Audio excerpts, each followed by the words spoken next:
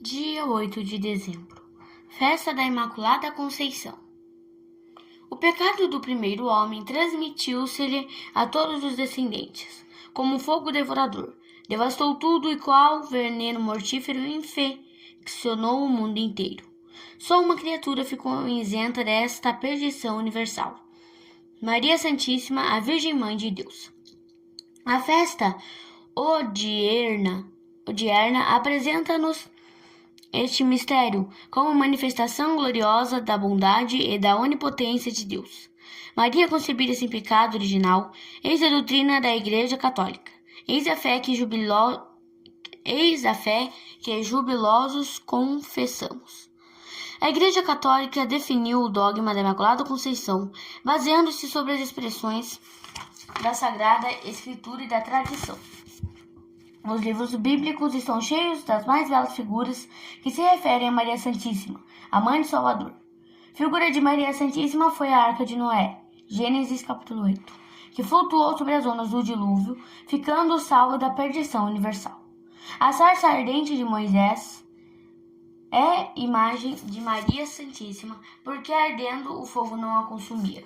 Na torre de Davi, Cantos 4.4, fortemente edificada e defendida contra todos os ataques inimigos, vemos simbolizada a Imaculada, contra a qual não puderam prevalecer os inimigos mais ferozes. Maria é o horto fechado aos estranhos inimigos que não conseguiram devastá-lo.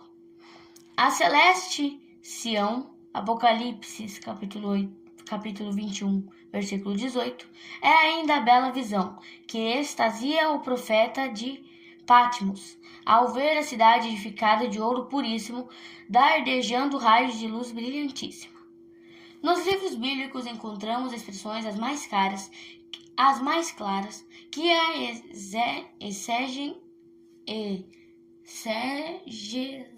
católica, com muita felicidade, aplica à Mãe do Divino Salvador.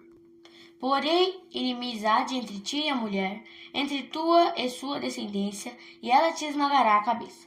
Gênesis capítulo 3, versículo 15.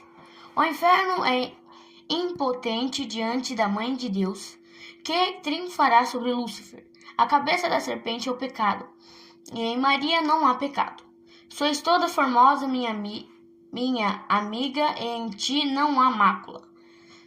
Maria é formosa, formosíssima, imaculada, e portanto isenta do pecado original. O Senhor possuiu-me no princípio dos seus caminhos. Provérbios capítulo 8, versículo 22. Essas palavras se referem a Maria e afirmam que nunca esteve sujeita à lei do pecado. Deus a possuiu desde o princípio. Razão esta porque o demônio nenhuma influência lhe pode ter sobre o coração. Cheia sois de graça. Lucas capítulo 1, versículo 20. Cheia de graça é Maria Santíssima, o receptáculo dos dons do Espírito Santo, tesouro infinito e abismo insondável de todos os bens e por isto, acima de tudo que é pecado. A doutrina do dogma da Imaculada Conceição acha defesa também na tradição da Igreja. Os escritos dos Santos Padres estão cheios de louvores a Maria Santíssima, dos quais o maior é sempre a sua mais alta prerrogativa, que é a Imaculada Conceição.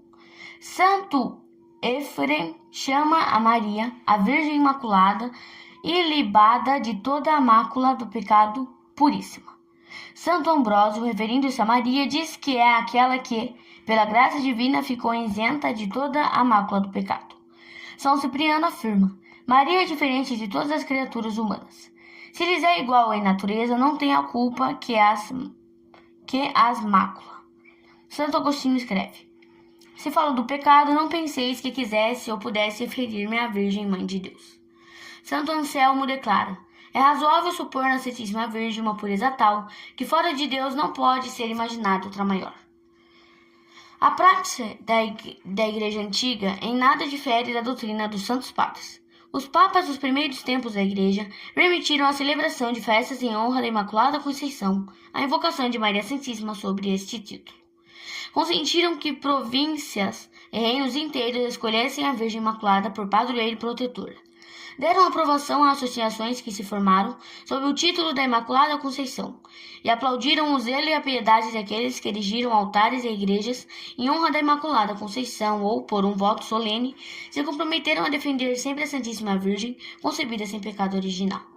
A Igreja mesma elevou a festa de primeira classe o dia da Imaculada Conceição. Inseriu no prefácio e na ladainha lauretana as palavras Imaculada Conceição, para assim documentar a fé neste augusto mistério. O Papa Pio IX, em 8 de dezembro de 1854, na presença de 200 príncipes da Igreja e uma grande multidão de povo cristão, pronunciou solenemente a doutrina da Igreja sobre a Imaculada Conceição. Essas palavras que ecoaram jubilosamente nos corações de todos os católicos do mundo foram as seguintes: declaramos, anunciamos e determinamos que a doutrina que diz ter sido Maria, Santíssima Virgem, desde o momento de sua conceição, por graça e privilégio excepcional de Deus e em atenção aos merecimentos de Jesus Cristo, Salvador do gênero humano, preservado de toda mancha do pecado original, é por Deus revelada e como tal deve ser aceita e firmemente acreditada pelos fiéis.